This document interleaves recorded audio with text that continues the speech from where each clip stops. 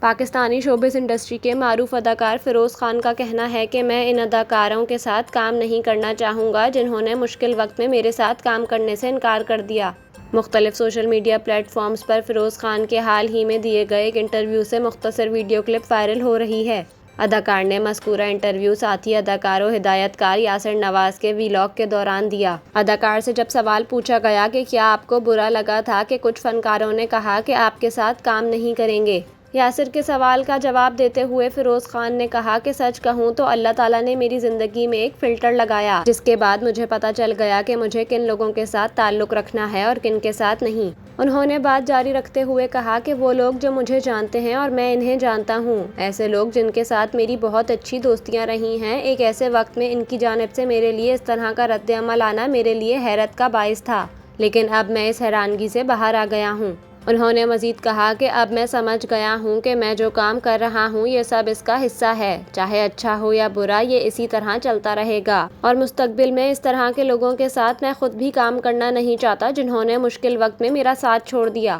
خیال رہے کہ 2022 میں جب فیروز خان اور ان کی پہلی اہلیہ علیزہ سلطان نے علیحدگی اختیار کی تو معاملات عدالت تک جا پہنچے تھے۔